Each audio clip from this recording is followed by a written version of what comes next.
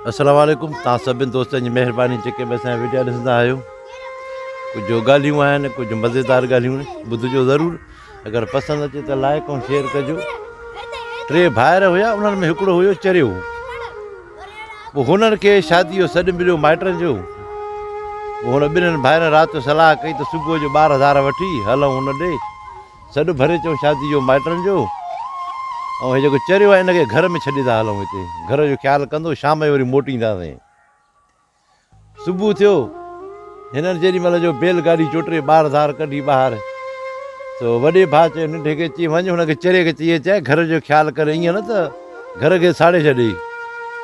उहो आयो त मोटी अचे, हिनखे चई चरिया ॻाल्हि ॿुधो, असां वञूं था शादी ते, ईअं न थिए असां वञूं घर खे बाहिजी। इहे त चङो त यादगिरो नी, मां पाण सोचियां पियो तव्हांजो वीडियो त मां पोइ छा कयां। हाणे सही आहे, तव्हां निकिरो त मां घर खे ॿाहिरि थो ॾियां। हुन सरकियो पंहिंजे वॾे भाउ खे चई हली आहे मोटी, असां चरे खे यादगिरी ॾेई छॾियो आहे, निकिरंदासीं ॿाहिरि ईंदो घर खे। हाणे पोइ चरियनि खे अहिड़ियूं ॻाल्हियूं न ॿुधाइजनि जेके नुक़सान वारियूं ॻाल्हियूं हुजनि। हिकु औरत हुई, उहा शादी कंदी हुई त महीने ॾेढ में मुड़ुसु मरी वेंदो हो। पोइ जंहिंसां शादी करे उहो मुड़ुसु मरी वञे। हिकु वरी मर्द हुयो जेको शादी कंदो त महीने ॾेढ में जी माई मरी वेंदी। पोइ आख़िरकार हली हली हिन ॿिन्हिनि जी शादी करायूं। हिन ॿिन्हिनि जी शादी थी, राति जो निकाह पढ़ियो मुला। हो ॿई त कोन मुआ, विच में मुला मरी वियो, त उन जी शाम त मुला जे मथां अचे वई। हाणे कल्ह 2 ॾींहं मां वियो हिकिड़ी दावत ते। पोइ उतड़े उहो ॻाल्हियूं पिया कनि त अॼुकल्ह जी औलाद जेका आहे नाफ़रमान थी पई आहे। त जेको चऊं था त चवण ई कोन था कनि, हर को पंहिंजी मर्ज़ी ते थो हले। ऐं असांखे औलाद साह मारियो आहे।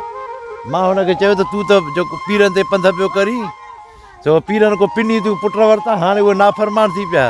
की पीरनि को पिनी त पुट वरितासीं, पर उहे पुट अहिड़ा थी पिया आहिनि जो बसि छा ॿुधायां तोखे। अॻिते त पीरनि को पिनी पुट वठिबा ई कोन। अञा बि धीअूं थियनि त भलो आहे, अञा बि धीअूं कुझु न कुझु इज़त कनि थियूं, एतिराम कनि थियूं। पुट जेके पीरनि को पिनी वरितासीं उन्हनि त तव्हांखे घर मां कढी छॾियो आहे। जेकर कावड़ था कनि हो त हो मानी हिकिड़े टाइम कोन था खाइनि, त 2 ॾींहं मानी कोन था खाऊं, जो हुनजी गणती में औलाद जो सूर तमामु ख़राबु हूंदो आहे। अहिड़ी औलाद बि आहे जो माउ पीउ पीरनि को पिनी वठनि था औलाद, वरी उहा औलाद इहा ई आहे वॾी थिए थी, उन्हनि खे सूर ऐं तकलीफ़ ॾिए थी। त अहिड़ी औलाद को अलाह बचाए। अगरि न हुजे औलाद त बहितर आहे। जेके तकलीफ़ ॾियनि, वॾा थी वियूं तकलीफ़ ॾियनि माउ पीउ खे, अहिड़ा पुट ई न हुजनि त भलो आहे। बाक़ी अगरि नाफ़रमान 30 पुट हुजनि त बि कहिड़े कम जा। अगरि हिकिड़ो जेको अदब एतिराम करे त हिकिड़ो पुट त उहो बि काफ़ी आहे बसि। त अॼुकल्ह ज़ोर में असां ॾिसूं था पिया, ईअं ई थिए थो पियो। अलाह पनाह पियो ॾिए अहिड़ी औलाद कोन जेके माउ पीउ खे तकलीफ़ ॾियनि ऐं सूर ॾियनि। अहिड़ी औलाद न हुजे त बहितर आहे। त हिकु हमरा शादी कई ॿी, पोइ हिनखे 3 पुट अॻ में हुया। हिन शादी कई हिकिड़ी बेवा औरत सां, उनखे बि 3 पुट हुया।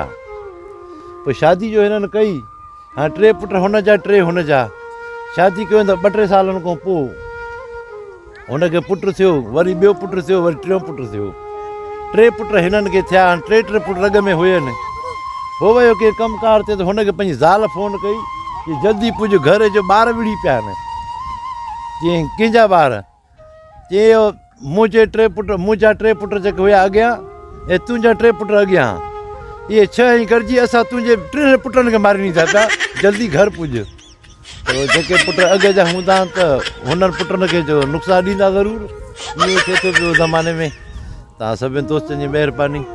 वरी इंशाअल्लाह ताला वरी ॿी कंहिं वीडियो में मिलंदासीं। हिते ॿाहिराणी में आहियूं, पोइ हेॾे होॾे वञूं था त टाइम कोन थो मिले एतिरो, वरी का अहिड़ी ख़ासि जॻह बि कोन्हे जो माण्हू वेही वीडियो भरे। इंशाअल्लाह वरी ॿी कंहिं वीडियो में मिलंदासीं। अगरि वीडियो पसंदि अचे त लाइक ऐं शेयर कजो। अस्सलाम वालेकुम।